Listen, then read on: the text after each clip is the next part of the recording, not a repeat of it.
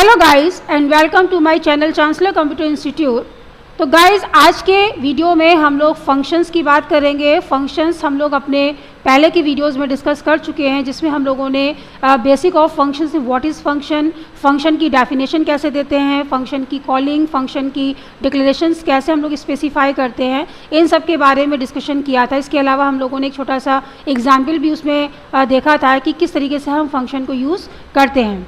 तो आज के वीडियो में हम लोग आर्ग्यूमेंट्स एंड पैरामीटर्स, जो बहुत ही इंपॉर्टेंट होता है, फंक्शन का एक मेन पार्ट होता है, जिसमें हम लोग आज ये भी डिस्कस करेंगे कि पासिंग जो मैकेनिज्म होता है कि अगर हम किसी भी आर्ग्यूमेंट्स एंड पैरामीटर्स को पास करते हैं तो उसमें हम लोग क्या यूज़ करते हैं, कैसे यूज़ करते हैं, that is call by value and call by reference. तो वो कॉन्सेप्ट भी आज की वीडियो में डिस्कस करेंगे। और व्हाट इज़ रिकर्शन फंक्शन, ये भी बहुत ही इंपॉर्टेंट पार्ट होता है आपके प्रोग्रामिंग का। तो आज की वीडियो में हम लोग फंक्शंस के साथ साथ argument and parameters and recursion function का भी डिस्कशन करेंगे। तो let's start. Arguments and parameters.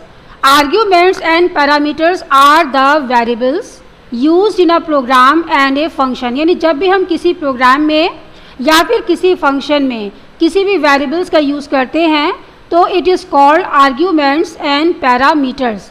ये देखिए अलग अलग तरीके होते हैं समझने के कि जब भी हम फंक्शन बनाते हैं या फंक्शन को डिक्लेयर करते हैं या फंक्शन को डिफाइन करते हैं तो वहाँ पर क्या आर्ग्यूमेंट्स होते हैं जब हम पैरामीटर के रूप में उसे पास करते हैं वेरिएबल्स को, और क्या क्या हमारे पैरामीटर्स होते हैं। तो देखते हैं हम लोग इसको। Variables use in the calling function are called arguments. यानी जब भी हम फंक्शन को कॉल करते हैं तो कॉलिंग के समय पर जो वेरिएबल्स हम इस्तेमाल करते हैं उन्हें हम क्या कहते हैं, आर्ग्यूमेंट्स कहते हैं। These variables are written within the parenthesis followed by the function name. यानी बेसिकली होता क्या है कि फंक्शन जब हम लोग बनाते हैं तो फंक्शन के नेम के साथ साथ उसका रिटर्न टाइप भी बताते हैं और उसके पैरामीटर भी पास करते हैं। तो उस कंडीशन में जब भी हम पैरेंथेसिस के अंदर जो वेरिएबल्स स्पेसिफाई करते हैं उनको हम लोग क्या बोलते हैं, आर्ग्यूमेंट्स बोलते हैं। They are also called actual parameters. उन्हें एक्चुअल पैरामीटर्स कहते हैं as they are given in the main program. जब भी हम फंक्शंस बनाते हैं तो फंक्शंस में हमेशा मोर देन वन जो ब्लॉक्स होते हैं, ब्लॉक ऑफ कोड्स होते हैं। क्यों होते हैं? क्योंकि हम फंक्शन को जो डिफाइन करते हैं वो अलग अलग तरीके से करते हैं। जैसे अगर हमें एडिशन करना है तो एडिशन का मैंने अलग ब्लॉक बनाया, सब्ट्रैक्शन का अलग ब्लॉक बनाया, तो इस तरीके से हम लोग उसे अलग अलग ब्लॉक्स में स्पेसिफाई करते हैं। तो जो भी हम कॉलिंग करते हैं वो हमेशा मेन प्रोग्राम से करते हैं। तो मेन के द्वारा जो भी हम पैरामीटर्स पास करते हैं उसको हम लोग क्या बोलते हैं, एक्चुअल पैरामीटर्स बोलते हैं। जैसे अगर हम बात करें ऐड 10, 20, तो जब हम ऐड फंक्शन को कॉल करेंगे मेन में एंड 10 एंड 20 देंगे तो it is called actual parameter. तो बेसिकली जो भी जब हम फंक्शन को कॉल करते हैं फ्रॉम द मेन फंक्शन, तो जो भी हमारे जो वेरिएबल्स हम स्पेसिफाई करते हैं, देते हैं, उन्हें हम बोलते हैं आर्ग्यूमेंट्स। अब पैरामीटर्स क्या होते हैं? Variables use in the function definition are called parameters. यानी जो भी हम फंक्शन की डेफिनेशन में यूज करते हैं दैट इज कॉल्ड पैरामीटर्स। देखिए पैरामीटर्स एक्चुअल भी होते हैं और फॉर्मल भी होते हैं। तो एक्चुअल पैरामीटर्स वो होते हैं जो हमारे मेन से आते हैं एंड फॉर्मल पैरामीटर्स वो होते हैं कि जो फंक्शन की डेफिनेशन में हमको दिखाई देते हैं। They are also called formal parameters because they receive values from the calling function। क्योंकि क्या होता है कि जब भी हम मेन फंक्शन से कोई वैल्यू नीचे भेजते हैं और फंक्शन की जो डेफिनेशन है उसको रिसीव करती है तो they are called formal parameters, क्योंकि वो फॉर्मेलिटी के लिए हमारे पैरामीटर्स को यूज़ करती है। अगर आप चाहें तो आप फंक्शन की डेफिनेशन में अपनी वैल्यूज़ को चेंज कर सकते हैं, लेकिन अगर आप नहीं चाहते हैं तो वो आपके फॉर्मल पैरामीटर्स आपकी फंक्शन की डेफिनेशन में उसी वैल्यू के साथ में वर्क करेंगे। तो वो जो है हमारे कॉलिंग फंक्शन से ही वैल्यू को रिसीव करते हैं। तो it is called formal parameters. Parameters must be written within the parenthesis followed by the function name in the function definition. और जो पैरामीटर्स हैं वो फंक्शन की डेफिनेशन में भी लिखे जाते हैं। जो फंक्शन के नेम के साथ में जो पैरेंथेसिस होते हैं उनके बाद में लिखे जाते हैं राउंड ब्रैकेट्स। जैसे यहाँ पर एक फंक्शन दिया हुआ है void add नाम का, ये डेफिनेशन है int a int b, यहाँ पर कर्ली ब्रैकेट लगाया है, फंक्शन की बॉडी दी है, कर्ली ब्रैकेट बंद किया है। तो जब भी हम फंक्शन की डेफिनेशन की बात करते हैं तो फंक्शन की डेफिनेशन में हम हमेशा रिटर्न टाइप बताते हैं, फंक्शन का नाम बताते हैं और यहाँ पर हम लोग पैरामीटर्स पास करते हैं। तो इन केस कि अगर हम मेन फंक्शन से कोई वैल्यू भेज रहे हैं, तो सपोज जैसे मैंने यहाँ पर भेजा 10 एंड 20, तो a में क्या आ जाएगा 10 आ जाएगा और b में क्या आ जाएगा 20 आ जाएगा। तो जो भी हमारा जो 10 एंड 20 है हम उसी वैल्यू से फंक्शन की बॉडी में वर्कआउट कर सकते हैं। अगर हम चाहें तो a और b की वैल्यू भी चेंज कर सकते हैं। पैरामीटर पासिंग, देखिए पैरामीटर पासिंग बेसिकली होता क्या है कि जब भी हम वैल्यू को पास करते हैं, जब भी हम फंक्शन का यूज़ करते हैं, तो हम लोग दो तरीके से जो पैरामीटर्स है उसको पास करते हैं। जैसे एक होता है कॉल बाय वैल्यूज़ और दूसरा होता है कॉल बाय रेफरेंस। ये क्या होता है, ये बेसिकली होता है कि जब भी हम अपने पैरामीटर्स को पास करते हैं तो एक तो तरीका ये होता है कि जब भी हम कॉलिंग करते हैं तो वैल्यू के द्वारा करते हैं, यानी नॉर्मल हमारी वैल्यूज़ होती हैं, ऊपर से जो भी हम वैल्यू पास करते हैं दैट इज़ कॉल्ड वैल्यूज़। और जब भी हम वहाँ पर एड्रेस का यूज़ करते हैं यानी कि पॉइंटर का यूज़ करते हैं तो दैट इज़ कॉल्ड रेफरेंस। इसको हम लोग अभी डिटेल में देख लेते हैं, call by values and call by reference. Call by value में क्या है, the call by value method of passing arguments to a function copies the actual value of an argument into the formal parameter of the function. देखिए call by value का मतलब होता है कि when you call your function by value, तो ये क्या करता है, ये इसकी एक एक्चुअल कॉपी, एक्चुअल वैल्यू भेजता है आपकी फंक्शन की डेफिनेशन में। जब भी आप अपनी वैल्यू को नीचे कॉपी करके भेजते हैं तो उसका कोई रिफ्लेक्शन आपके एक्चुअल पैरामीटर पर नहीं होता है। यानी कि अगर हम मेन से कोई वैल्यू फॉर्मल पैरामीटर्स में भेजते हैं तो जब भी हम फॉर्मल पैरामीटर्स में उस वैल्यू को चेंज करेंगे तो एक्चुअल पैरामीटर में उसका कोई भी रिफ्लेक्शन नहीं होगा, कोई भी चेंजमेंट नहीं होगा। In this case, any changes made in the function would not be reflected to the calling program। जैसे मैंने बताया कि जब भी हम एक्चुअल वैल्यू को फॉर्मल वैल्यूज़ में कन्वर्ट करते हैं तो अगर हम फॉर्मल वैल्यूज़ में कोई भी चेंजमेंट करते हैं तो उसका कोई भी चेंजमेंट एक्चुअल पैरामीटर्स में अफेक्ट नहीं करेगा। यानी call by value simply when we call our function by value, तो ये क्या करता है कि हमारी एक्चुअल वैल्यू तो फॉर्मल में चली जाएगी लेकिन फॉर्मल पैरामीटर की वैल्यू एक्चुअल में नहीं जाएगी। अब हम यहाँ पर देख लेते हैं कॉल बाय वैल्यू का एक एग्जाम्पल। एक हमने यहाँ पर एक्सेप्ट फंक्शन डिक्लेयर किया है जिसमें हम लोग दो वैल्यू लेकर के चलेंगे। फिर मेन फंक्शन में हमने यहाँ पर int a is equals to 10, b is equals to 20, दो हमने यहाँ पर वेरिएबल पास किए हैं। एक्सेप्ट फंक्शन कॉल किया है तो जो हमारी a और b की वैल्यू है वो आपकी 10 एंड 20 में आ जाएगी। जैसे फंक्शन कॉल होगा सीधे फंक्शन की बॉडी में जंप करेगा और यहाँ पर हमने जो 10 एंड 20 वैल्यू दी थी वो आपकी x एंड y में आ जाएगी।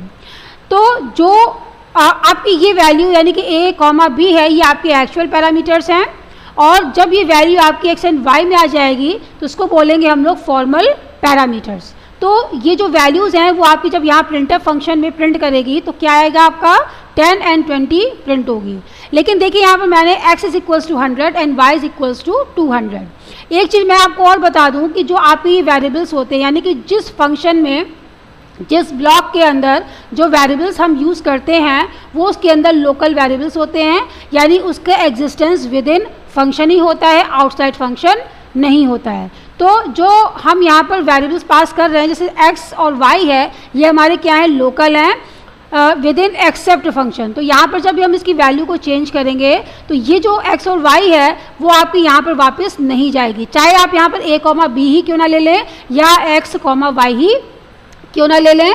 तो जो वैल्यू अगर आप वापस से फंक्शन की बॉडी में ये मेन में, क्योंकि फंक्शन जहाँ से कॉल होता है उसी जगह पर रिटर्न होता है, तो जब भी हम यहाँ से फंक्शन रिटर्न करेंगे यानी कि फंक्शन रिटर्न होगा हमारा तो यहाँ पर ये नेक्स्ट स्टेटमेंट आपका प्रिंट होगा। तो a, b की वैल्यू क्या प्रिंट होगी, 10 एंड 20 होगी। यानी कॉल बाय वैल्यू में अगर आप जो फॉर्मल पैरामीटर्स की वैल्यू को चेंज करते हैं तो उसका चेंजमेंट आपके एक्चुअल पैरामीटर्स में नहीं होगा। तो that is the example of call by value.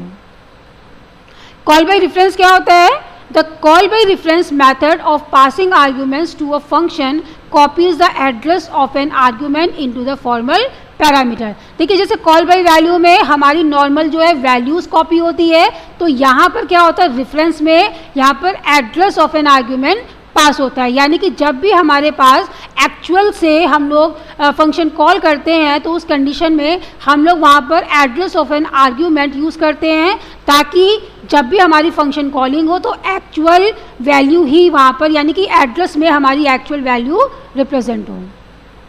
That means any changes made in the function can be reflected to the calling program। इससे फ़ायदा भी ये होता है कि जब भी हम फॉर्मल पैरामीटर्स की वैल्यू अगर चेंज करते हैं तो उसका चेंजमेंट ऑटोमेटिकली हमारे एक्चुअल पैरामीटर्स में रिफ्लेक्ट होता है। तो मेन चीज़ यहाँ पर ये है कि कॉल बाय रेफरेंस में हम लोग पॉइंटर और एड्रेस का यूज़ करते हैं, क्योंकि without pointer we can not change the address या we can not reflect our values.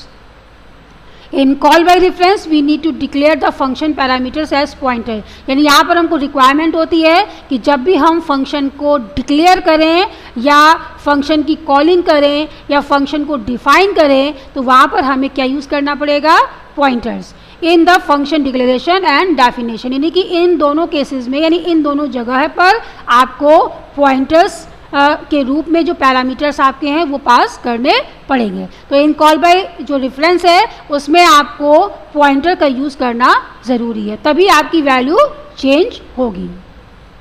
अब हम यहाँ पर भी एक कॉल बाय रेफरेंस का एक एग्जाम्पल देख लेते हैं। इसमें देखिए वही सेम प्रोग्राम है, लेकिन यहाँ पर क्या यूज़ किया गया है, पॉइंटर का यूज़ किया है। एक्सेप्ट फंक्शन बनाया है तो इंट पॉइंटर पॉइंटर के बारे में हम लोग अपने लास्ट वीडियोस में डिस्कस कर चुके हैं। If you have any type of problem तो आप उस वीडियो को चेकआउट कर सकते हैं। तो यहाँ पर देखिए पॉइंटर का यूज़ किया हुआ है मेन में, यहाँ पर a = 10 एंड b = 20। यहाँ एक्सेप्ट फंक्शन कॉल किया है और इस एक्सेप्ट फंक्शन है मैंने यहाँ पर लिखा है address of a, address of b। जैसे ही फंक्शन कॉल होगा तो यहाँ पर जैसे ही फंक्शन की बॉडी में जंप करेगा तो यहाँ से क्या भेज रहा है, ये देखिए ये भी आपका क्या दिया हुआ है, पॉइंटर x पॉइंटर y दिया हुआ है। जैसे यहाँ फंक्शन जो है आपका कॉल होगा तो एड्रेस ऑफ, यानी ये आपका a का एड्रेस इसके पास भेजेगा और ये आपका b का एड्रेस भेजेगा। कॉल बाय वैल्यू में वो वैल्यू भेजता है, जबकि कॉल बाय रेफरेंस में वो आपका क्या भेजेगा, एड्रेस भेजेगा। तो ये इसने जो x और y है इसने क्या रिसीव किया है, इसने आपकी जो एड्रेस है, आपके a और b का एड्रेस है, उसने इसको रिसीव किया है। जब यहाँ पर प्रिंट करेगा तो आपकी वैल्यू क्या प्रिंट होगी, 10 एंड 20। लेकिन देखिए यहाँ पर मैंने क्या किया है कि इस एक्सेप्ट फंक्शन में मैंने वैल्यू को चेंज कर दिया, यानी कि पॉइंटर x का मतलब होता है वैल्यू एट एड्रेस। x की वैल्यू एंड y की वैल्यू दोनों ही क्या हो जाएगी, यानी इस एड्रेस पर पड़ी हुई वैल्यू को 100 एंड 200 कन्वर्ट कर देगा। तो यहाँ पर वैल्यू चेंज हो चुकी है, ये कहाँ पर चेंज होगी, उसके डायरेक्टली एड्रेस पर। अब जब इसने वैल्यू चेंज कर दी है और जब आपका ये वापस, क्योंकि फंक्शन जहाँ से कॉल होता है वहीं रिटर्न होता है, तो जब ये वापस यहाँ पर आएगा और ये a और b की वैल्यू प्रिंट करेगा तो आपको वैल्यू क्या मिलेगी, 100 एंड 200। क्योंकि इसने क्या किया, डायरेक्टली एड्रेस पे काम किया है। इसने a और b का यहाँ पर एड्रेस भेजा था और इस पॉइंटर x पॉइंटर y का मतलब क्या होता है, वैल्यू एट एड्रेस, यानी x पर पड़े हुए जो एड्रेस हैं उसकी वैल्यू को चेंज कर दिया है इसने, यानी 100 एंड 200 कर दिया है। तो जब ये वापस जाएगा तो a और b की वैल्यू क्या प्रिंट होगी, 100 एंड 200। तो इन कॉल बाय रेफरेंस में आपकी वैल्यू चेंज हो जाती है, यानी अगर आप फॉर्मल पैरामीटर्स में वैल्यू को चेंज करते हैं तो वो आपके एक्चुअल पैरामीटर्स के फंक्शन में वैल्यू को चेंज कर देगा। अब हम बात करते हैं रिकर्शन। रिकर्शन क्या होता है, रिकर्शन फंक्शन होता है when a function calls itself inside function body again and again। यानी कि क्या होता है कि जब फंक्शन खुद को कॉल करता है, यानी कोई भी फंक्शन है, जैसे मैंने ऐड फंक्शन बनाया है और उस ऐड के अंदर हम ऐड को ही कॉल करते हैं, कई बार करते हैं या एक बार करते हैं, या लूपिंग के अंदर हम कई बार ऐड फंक्शन को कॉल करते हैं। जब फंक्शन खुद को कॉल करता है that is called recursion function. But when a function calls another function it is called nested function. यानी जब भी कोई भी फंक्शन किसी दूसरे फंक्शन को कॉल करता है तो उसको क्या बोलते हैं, नेस्टेड फंक्शन। तो दोनों में डिफ्रेंशिएट है कि अगर कोई भी फंक्शन खुद को कॉल करता है तो उसको रिकर्सिव फंक्शन कहते हैं, लेकिन जो फंक्शन किसी दूसरे फंक्शन को कॉल करता है उसको नेस्टेड फंक्शन कहते हैं। So recursion is the process of defining something in the form of itself. यानी कि रिकर्शन बेसिकली होता क्या है कि जब भी हम रिपीटिशन करते हैं, यानी कि कोई भी एक चीज़ को या कोई भी एक कॉन्सेप्ट को, कोई भी एक आइटम को डिफाइन करने का जो प्रोसीजर होता है उस फॉर्म में कि वो खुद को ही कॉल करे, खुद को यूटिलाइज करे, दैट इज कॉल्ड रिकर्शन। अब एक नोट है कि in recursion we must write a conditions to terminate the program so that it would not execute to infinite time. देखिए होता क्या है कि जब भी कोई भी फंक्शन खुद को कॉल करता है तो उसमें क्या प्रॉब्लम आएगी कि वो क्या होगा, इनफाइनाइट टाइम तक चलेगा। तो हमें यहाँ पर एक ज़रूरत है कि जब भी हम रिकर्शन फंक्शन बनाते हैं तो वहाँ पर एक टर्मिनेट की कंडीशन देनी ज़रूरी होती है। टर्मिनेशन अगर हम नहीं देंगे तो आपका जो पर्टिकुलर प्रोग्राम है वो इनफाइनाइट टाइम तक चलेगा। तो ये आपको बहुत ही ज़रूर याद रखना है कि आपको वहाँ पर एक ऐसी कंडीशन ज़रूर स्पेसिफाई करनी है जो आपके प्रोग्राम को टर्मिनेट करने में आपकी मदद करे, अदरवाइज़ आपका प्रोग्राम इनफाइनाइट टाइम तक रन होगा। सिंटैक्स क्या है इसका, मेन फंक्शन दिया हुआ है int a equals to 10, value दी हुई है, प्रिंट कराया है a की वैल्यू को, तो ये तो प्रिंट कर देगा। लेकिन यहाँ पर एक प्रॉब्लम क्या हुई है कि मैंने मेन फंक्शन दोबारा से कॉल कर लिया। आप सोचिए कि ये क्या प्रोसीजर करेगा, जब भी मेन फंक्शन कॉल होगा ये बार बार आपके मेन फंक्शन को कॉल करेगा, तो ये क्या हो जाएगा, इनफाइनाइट टाइम तक ये आपका कॉन्सेप्ट चलेगा। हम जो आगे के जो वीडियोस में आपको भी ये भी बताएंगे कि जब भी हम कोई भी रिकर्शन फंक्शन यूज़ करेंगे तो हम उसमें किस तरीके से टर्मिनेशन की कंडीशन लगा सकते हैं। तो इस तरीके से आप कोई भी फंक्शन जब खुद के अंदर कॉल करेंगे तो that is called recursion function. तो गाइज आज के वीडियो में हम लोगों ने रिकर्शन फंक्शन और जो call by value and call by reference, ये जो आपके कॉलिंग मेथड्स हैं या फिर जो आपके पैरामीटर्स क्या होते हैं, आपके आर्ग्यूमेंट्स क्या होते हैं, इन सब के बारे में डिस्कशन किया है। तो अगर आपको ये वीडियो पसंद आता है तो प्लीज़ इस वीडियो को लाइक करिए, शेयर करिए एंड सब्सक्राइब करिए और बेल आइकन प्रेस करना ना भूलें ताकि हमारे जो नए नए वीडियोज़ हैं उसके नोटिफिकेशन सबसे पहले आपको मिले और जल्दी ही नया वीडियो लेकर के आएंगे। Till then good bye.